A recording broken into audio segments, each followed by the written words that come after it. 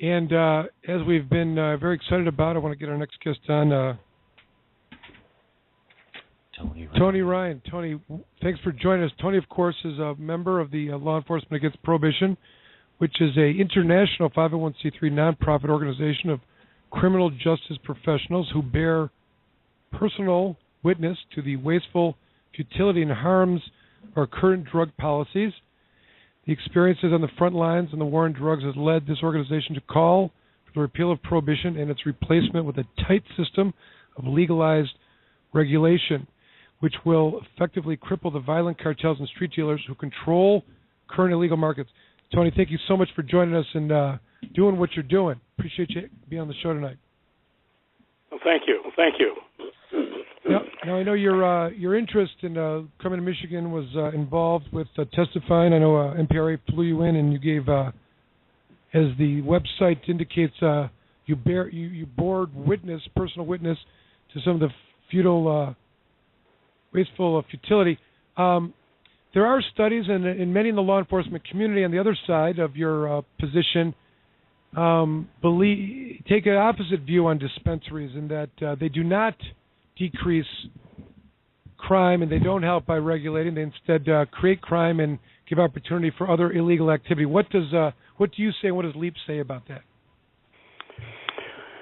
I'm not sure we formed an actual opinion of yet. I think we still have to discuss that. But my question would be, you have to have stats, and I realize stats can be misused, but they're also useful for supporting an idea. And I know Colorado, they had a problem when they first opened up dispensaries or shops for legalized marijuana, because the feds were kind of putting the fear of God in the banks about whether or not they should take marijuana money, and so they thought they're going to have a lot of cash around, and that might give somebody a bright idea.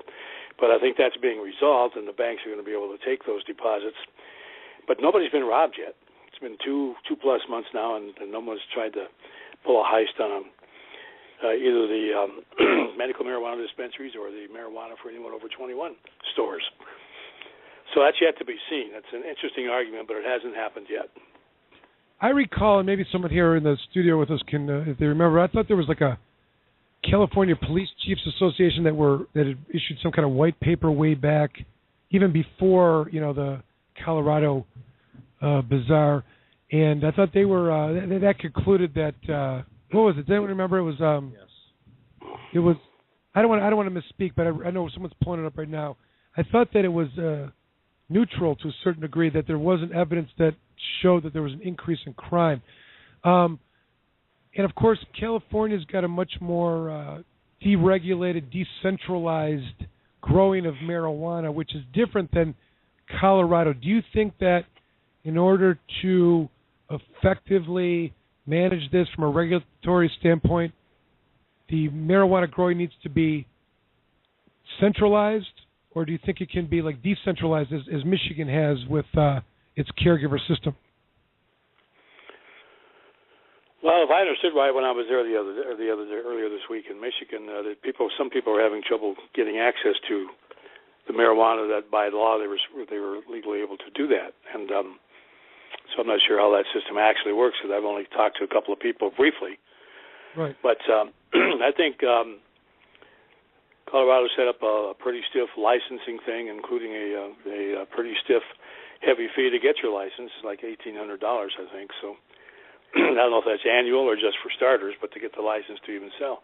And I think it's like a lot of other businesses. You get a bunch of them, and then things start to wear down, and I think you experienced that in the capital city, if I was right, where you had a whole row of marijuana dispensaries, and then they kind of faded away for a variety of reasons. So I think that's just business, I believe, and it'll work itself out. And I don't think that regulators need to be exactly too worried about that. That's just my own personal opinion. I don't have any data for that, but. No, I understand, and of course, we're even talking about, a couple steps before the overall goal of LEAP, and I think many people that would be listening to the show tonight, which would be an all-out, legalization at the end of the day, where it's regulated and taxed and or regulated, and some kind of money's going to the state and helping in the enforcement for other types of criminal activity. But do you think that the dispensary model, just generally speaking, is the trend for both medical and legalization? Is that the end game? How this is going to play out? As the evolution of reform takes place nationally.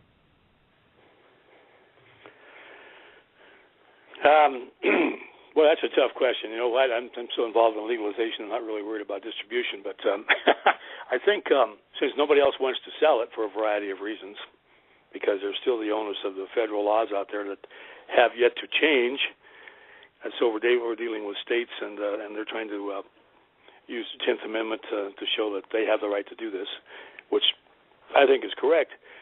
But that's something that by trial and error, California has the longest experience of this since 2000, I think, and we're still doing the same thing with marijuana dispensaries and separating that, because I don't think it's, at this point in time at least, I don't think you can mix it with any other kind of business, because everybody else is afraid to do that. So, and medical, they haven't decided to make it a legal medicine and then have farms, big pharma produce it, which in my book is another good thing.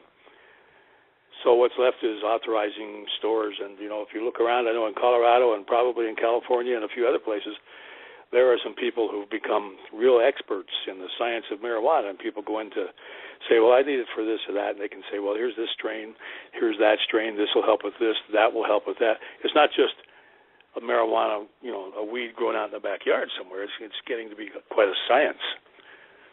And so not everybody can be involved in that science either and open a store. So probably I would say would stay the way it is. Understood. And I'll move away. I have so many other questions I want to ask you. But just finally on this point, do you think, the federal government's position on this is changing, it would seem, at least in terms of how they're treating it, the seriousness of how they're treating it? I think, Eric Holder this last, as you mentioned, they've reformed the banking laws or create some regulations so that these businesses can, in fact, operate, like traditional banking businesses, banking traditional like other businesses. But, and of course, Holder's announcement that the term of the sentences need to be reduced and, not jailing medical marijuana. I actually had a federal case that I'm proud to talk about, was one that happened just in the middle of these policy changes. It was a 600 plant case that would normally result in, 5 years in federal prison, and the judge gave them probation. It was an amazing moment, where the actual policy change at the federal level had an impact on real humans in a very righteous way.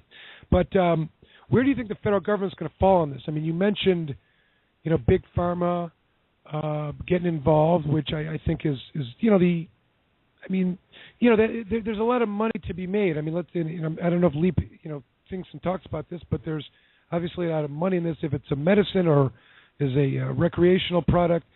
And do you think the feds are really holding out to get their piece of it, or do you think they're just and they're just being intellectually dishonest because of the money, or do you think there's some other plan up their sleeves? Well, I'll tell you what. To be honest, I think that they're just kind of flailing around trying to figure out what to do next. I think most of those people being politicians or drug warriors, but the politicians especially, do this one thing. I'm sure you're aware of this. They lick their finger and hold it up in the air to determine which way the wind's blowing, and then they change their ideals accordingly. And they're looking around the country and they're seeing that there's 2 states that have now legalized marijuana for adults. No ifs, ands, or buts. If you want it, you can go buy it. A lot of regulation, which is what LEAP talks about. What our basic premise is, as long as it's just illegal, all you can do is arrest people. If you legalize it, then you can regulate and control. And now we have 2, soon to be, Washington will start in July, I believe. We'll have 2 states that are doing that. They're legalized and they're regulating and controlling. The governors are licking their lips over the tax income. And Colorado was at least smart enough to direct some of that to schools as part of their Amendment 64. So it actually will help taxpayers in a number of ways.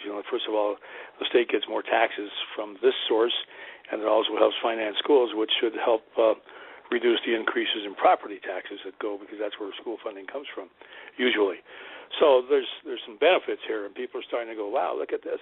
And then you have to stop and think, okay, now whoever died from marijuana? Nobody. Whoever went crazy on marijuana and went out and shot up a school or did any of those kinds of things, and the answer still is nobody. In my experience as a police officer, 36 years, 30 of them on the street, and 26 as a supervisory or command officer of the street guys, I never got a call, nor did I hear any of my troops get a call on the use of marijuana, unless somebody wanted to turn somebody in because they were mad at them. Because marijuana users don't cause trouble. Now, there may be, I don't think they have it down to a really good science yet, but there may be cause for concern if somebody smokes too much and then goes out and starts to drive around. Although there was an IIHS study a couple of years ago where they brought people into driving simulators and had them go through a course and record how they did, and then let them smoke a little bit of marijuana. I don't know how much it was, but put them back on the simulator, and the general result was that they slowed down a little bit, became more cautious. So there's a lot of science that isn't there yet, and there's some claims out there, and sometimes I wonder if stiffening up the laws is just a little hissy fit. All right, well, just don't drive with it because we're going to do whatever because that's all they can do now. But and I'm sure that there is a point in which you could be a dangerous driver, and I certainly wouldn't advocate that if somebody is not as capable as they should be of driving, that they probably shouldn't do that. But that's a different issue as to pose whether you can have it or not. Well, I did want to talk about driving. This is probably the best time to do it. I had another question, but I'll come back to it. And I don't know if you were listening when Rick, who's in the studio with us, read the news, and he was referencing the increasing of the law enforcement community, training in the field of drug recognition expertise. I think right. The leading stories come out of Colorado while the recreational sales are booming and everything's going fine. There's a real target on the regulation of the driving, and I like what you said that there's not a lot of science on it. What it means, your recollection of a report, which I know exactly what you're talking about, was that people were more cautious. I mean, that's a hard conversation to prevail on. When you're talking to the way in which these other states are regulating marijuana, meaning the more the decrease in the prohibitions for distribution or manufacturing or use is equally taking place where there's evolving laws regulating and prohibiting its driving when it may not be warranted. Do you know what I mean? Like it's a piece of the pie that is not being given up, and there's a seemingly greater effort to target those individuals in a way that would seem, I don't know, retaliatory. Like we can get them here. We're going to let them do that, but we're going to get them here because we can. And I mean, like you said, the science may not even be there that it's justified. Do you think that's the? I mean, I'm not trying to. Do you think that's the direction law enforcement is going on this in that regard? Well, that's possible. That's possible. And the DRE certified people have been around for, let's see, it probably started 10 or 12 years before I retired, and I've been retired for almost 11. So that's not a new science. They're just, for some reason, they're training more people. But I suppose a bunch of were previously trained have retired since then. So it's hard to say if that's really what that's about. But, testing someone to see whether or not their eyes bounce around when they're trying to follow a little light being waved in front of their eyes, and a couple of those other things that the DRE testers do. Works with alcohol. I'm not sure how, or if there's even enough data to prove that it also works the same way with someone who's under the influence of marijuana. I think that a defense attorney would want to question that, for starters. And but so that's something that still has to be developed, and it's a new thing, and so it's going to take some time to work everything out in terms of enforcement and so forth. I'm still interested in in the stats that show how many people are allegedly DUI, if you will, only because of marijuana with absolutely no alcohol in their system, because I think that there's a little bit of both. And the trend for some people seems to be lately, especially in some form of legalization of marijuana states, seems to be to really emphasize testing for marijuana and finding it in the system. And, of course, in the beginning of that a couple of years ago, it was any marijuana in the system when that some parts of marijuana last for almost a month. And so people finally say, hey, wait a minute, they're not high that long. They're not high for a month. Right. The THC goes away in, 5 or 6 hours, I think, something like that. And then there'll be a matter of experience as more people become more accustomed to using marijuana, patients or otherwise. It'll be different. I used to process drunk drivers years and years ago, when drunk driving was far more of a problem than it is today. You bring in people, and the housewife that goes out and parties with the girls one night, and has a blood alcohol content of the old legal top of 1.5. They couldn't find their backside with both hands, And then we got an old rancher that brought in one time, and he's walking along. They bring him in because the officer pulled him over for something and smelled alcohol. So they brought him in. This is a big guy, rancher in his 60s, who probably never went a day without a few beers because he blew over 3.0. Right. On a breathalyzer test, and he could walk the line better than the officer, and he could perform all the things perfectly, and he spoke perfectly, and didn't have any problems. This guy was probably never legally sober. Right. So it's a matter, your body can adjust. Now, whether or not there's medical issues and all that, that's a whole other story. But at least it depends on the experience and how people decide to deal with it. But I go back to the point, I used to make a joke with people. I was talking to people just about marijuana. I say, driving under the influence. I said, most people, if they're really heavily into marijuana, if I'm correct, and maybe you know more about that because I've never used the stuff. Not that I'm against it. I just never saw the need for myself. But they seem to get a little bit paranoid if they get really high, and they really don't want to go outside, get in their car. But maybe they have to make a munchie run or something. The old joke about getting the munchies when you're having marijuana. Right. And I said, they're the ones that are likely to go out and go to the closest 7-Eleven and might, stop behind the stop sign 20 feet back and then sneak up on it. Right. Because they're a little paranoid and they're a little worried, so maybe that's a safer driver, Right. But I'm just trying to point out that those issues are unresolved. There's no scientific data for that or even a history of experience that amounts to anything. So that have to be worked out. Well, let me ask you this, because I want to get back to basically this. There's this other concept that I'm referring to, which is that I don't know that I'm a criminal defense lawyer. I've been doing it for 21 years, and I've had a lot of marijuana cases before medical marijuana in Michigan, and I've been doing exclusively medical marijuana since. And I have seen what I would describe in the last 5 or 6 years a change of in a lot of ways. I mean, I believe now that the local police in most communities are reformed a lot of their views. They recognize the cards. They give the benefit of the doubt. They're not, looking for it, and they kind of would rather not deal with it. I think that's even true to a certain extent with a lot of the county sheriffs, and this is Michigan's structure, and even maybe some of the state police. However, there still exist these interjurisdictional narcotics task forces. And what you see when you go to the courts is still in every court that I go to on the docket every day, at least 50% of the docket is made up of marijuana-related crimes. It's either someone that's on probation and it's tested positive, or they have a marijuana case, or it's a manufacturer distributing, or something. It takes up such a huge part of the quote-unquote business of the courts. And I also throw into this discussion these, narcotics enforcement teams whose budget is directly related to the amount of forfeiture proceeds that they take in every year, which is then matched dollar for dollar by the federal government. Now, I ask this question: how can, first of all, we have marijuana reform in Michigan when the financial incentives exist for the law enforcement community to not see the reform? Can those two things coexist? Not at present. And you have to realize that the federal,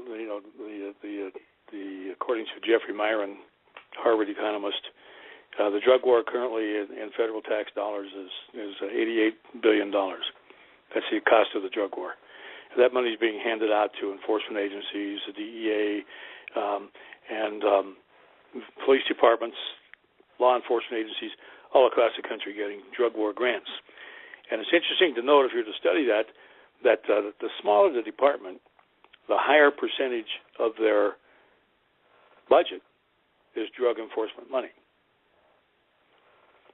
And it was interesting. I noted when I was first coming down to Arizona, we're now full time here, but when we first came down here about 4 or 5 years ago, well, 2008, what is that, 6 years ago, Arizona was suffering the economic collapse, if you will, more severely than a lot of other places. And at the county next to where I live, just on the north side of Tucson, sheriff said, I'm going to have to fire two deputies. Arizona only has 15 counties for the whole state, so it's not like sheriffs everywhere. And I can't afford them anymore. He said, or perhaps I should apply for federal drug funding, which means that he really didn't want to be bothered with that tomorrow, which I was enthused. I thought that meant I don't have time for this stuff. I have real police work to do, but that's just me. And I felt like saying, well, okay, you can do that, and you can keep your 2 deputies, but now you have to earn that federal money, so you're going to lose them anyway. You're going to have to assign them to drug activities, and that's a factor in that. And that's my biggest bone and has been for a long time in my career against the drug wars. It detracts officers from doing what I believe is the police department's first function, and that is to answer calls for service. That's your first and foremost duty. Somebody calls a police officer, to them they really think they need one. It may not be an emergency to the police department, but it's pretty important to the people that place the call, and they would like to see you, especially if you have a city police department, show up about the time they hang up the phone, because they want something done about whatever's happened to them or is about to happen or whatever. And that's our job. Now, we take people away from that to go out and do all these other activities, particularly drug enforcement, which, by the way, is the biggest black eye for law enforcement that ever existed, because of bad dealings and excessive force and all kinds of things that take place in drug raids. We're not doing our job. We're not doing our job for that. I also think in conjunction with that my job as a police officer was to protect people from each other and not from themselves. So if you have a bad habit, you drink too much, or you use a drug or something, then the system should provide a way, as they do in the Netherlands, to kind of help you out without involving law enforcement, and make it so you might wake up and realize you have a problem, as they do with people that have alcohol problems, and you go to AA or some other place and get some help. We don't throw you in jail because you're a drunk unless you do something wrong while under the influence, and that's how we should be looking at all of this. But that $88 billion that is $1 million that's held out in front of these agencies, and it goes, it's for international enforcement of marijuana that they use as a pretext to, as a military. But the point is, there's so much money involved in it. Is there any way that it can be offset? I mean, what are you going to do with all these people in the law enforcement community? I mean, where are you going to have the funds from the forfeiture proceeds to pay them is the question that's begged. But maybe that, I don't know. Here's the real question my producer wants me to ask you. Is very, very important. We want the gossip on your interaction with our very respected Senator Jones, who is a very formidable opponent. He's a longtime law enforcement officer. He was a county sheriff for many years. And what county is it? It's Eaton County. And I think his politics is right out of that school of thought. And I think there's a certain almost political party or part of the party that embraces this philosophy. What can you tell us about your interaction with him this past week? Well, actually, Charmy Golson went there with me, and she exhibited a little surprise after we left. She said, "Wow, he was nice to you." And I said, "Well, cop to cop." I think it makes a little bit of a difference, and he's probably heard of us at LEAP, and he knows that we're pretty well known and I think respected nowadays. We've been around now for 11 years, and 12 years actually, and I had an interesting talk with him, and he didn't seriously object to anything I had to say about what's going on there in Michigan, and he didn't come out with any blatant "this is all crazy and I'm not for it" or anything like that. He seemed fairly receptive, actually. He said he had problems with a couple of provisions, and that he had a real problem with something like, I don't know, what was it, 48, he said 48 dispensaries along the one street there in Lansing at one time. Right. And he thought that was a bit much. And I go, well, and I just told him, I said, well, we're talking about control and regulation, and that relates to that, but that doesn't mean you should keep it from the patients. You know, they shouldn't have to go to the ends of the earth to get their legal medication. There ought to be something relatively. I mean, you have a Walgreens on every other corner in a lot of places, you know. So, but other than that, he was very pleasant. I kind of enjoyed speaking with him, to tell you the truth. And he didn't come out as a real drug warrior at that point in time. So, as I mentioned, politicians like to have their wet finger to the wind to see what's going on, and maybe that's part of that. Sure. Maybe he's seeing the light and thinking, this is the trend, and I should maybe go with the flow here a little bit. I'm not sure. I can't tell you for sure. No, I understand. You know, one of his complaints has been, and he created some other legislation in and it's actually law in Michigan that if the federal government approves of or reschedules or reclassifies to a Schedule 2, this law kicks into effect and allows, you know, growing by the government where they can, you know, contract out to private industry to, which was, you know, like the pharmaceutical company or whomever, and that it would be there'd be a new medical marijuana program, and you would get your marijuana from a pharmacy.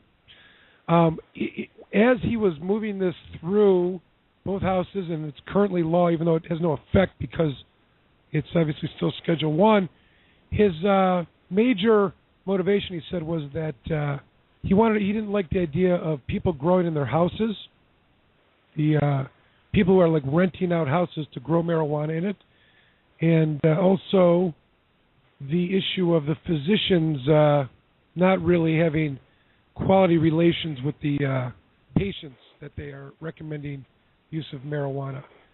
I don't know if you brought that up, but what are your thoughts on those 2 points? And then I'm going to let you go. But go ahead. Let me know what you think.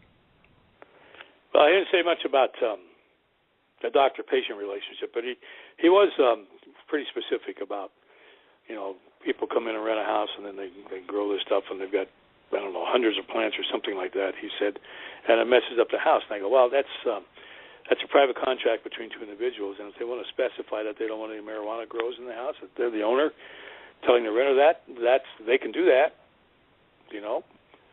And those of us that would like to see marijuana available for those who need it, patients and so forth, and like I said, we're for legalization completely. I can understand that there are people who maybe don't want that stuff around in their rental houses or whatever. And I don't think that's part of this issue, actually. Myself, I think that's something that if somebody owns property and wants to rent it out and they want to, you know, have various and sundry restrictions, as long as they're not against some federal law about prejudice or whatever, I think that's their right to do that. And if the renter doesn't like it, the renter doesn't rent. And if they don't get anybody to rent, maybe they'll have to change their mind. But I kind of understand part of that. I'm not sure that it's the bailiwick of the state to give them extra provisions for that right. Just about marijuana, because that kind of makes it look like, oh, so you're just trying to go around the end here and do an end run on people. So that kind of looks that way to me, because I think they already have the right to decide restrictions on who rents their property. I could be wrong. I don't know what Michigan law is, but what little experience I've had at renting or at being a renter at one time, it doesn't seem like that's that big a problem that needs a special, you know, law for that. Well, I'm kind of thinking about the way you described the way law enforcement's supposed to be. You know, they call in, and the police are out there to deal with it. What if there are complaints that the next door neighbor is growing marijuana? Is that, I mean, you know, and those are the complaints that you. Or do you think that is not going to be an issue? You know what I mean? Do you think that we are living in a place where that's something that neighbors should get accustomed to, and it shouldn't be something to complain about, and that's ultimately what will happen? Or do you think, even with some kind of regulations, it's always going to be a complaint? Well, you represent a lot of cases, so you're probably a defense attorney is probably pretty close to knowing what law enforcement's about, one way or the other. People can complain about a lot of things. They can complain about pets. They can complain about people watching their TV too loud in the middle of the night. They can complain about almost anything, and then law enforcement is in a position of having to decide whether it's a valid complaint that requires some action. You know, cops have awesome power and they have awesome discretion. even in this day and age, to do something or not do something. I think good cops learn the art of communication, and they talk with people, and they try to get people to be friendly neighbors and to work things out between themselves. And if it doesn't come to blows or some other Mickey Mouse actual law violation, I think that's probably how it should be handled. So again, lacking a specific law that says if you don't like your neighbor growing marijuana, you can stop them, which I think you would jump on as a defense attorney as constitutionally inappropriate. That it's not, somebody may try to do that, but unless you can find a real cause and show some kind of injury or something, or a disturbance per se, there's nothing law enforcement can do about that. Very well said. I got to tell you, I could talk to you all night, Tony, and I want to start a chant that we get Tony to move to Michigan and run for Attorney General. Can we do that? Can we start that movement? No. I love everything you're saying. I wish, and I know I'm kind of enjoying the sun in Arizona. I about froze to death there yesterday, so. But I appreciate that. Listen, you're. It's like Matt. I'm a criminal defense, so I love everything you're saying, and all the people in the room here, and anyone that's listening. And it's so good to hear, really, a much more reasonable approach from the law enforcement community. I really appreciate you taking the time to talk to us tonight and your efforts before the Senate committee this past week. Thank you very much, Tony. Well, thanks for having me, and we're glad to help anytime. So if you need us again, call us again. We'll see what we can do. Really appreciate that. Have a great night. All right. Thank you. Okay. That, of course, was Tony Ryan from LEAP, the nonprofit organization of criminal justice professionals who bear personal witness to the wasteful futility and harms of our current drug policies. All right. We're going to take a quick break. I see that Justin Kander is in the queue. We're going to come right back to you. And also, Dr. Bogner is also on the phone, and we're going to get him on along with Justin. We're going to be right back. The call number is 1-347-326-9626. You're listening to Planet Green.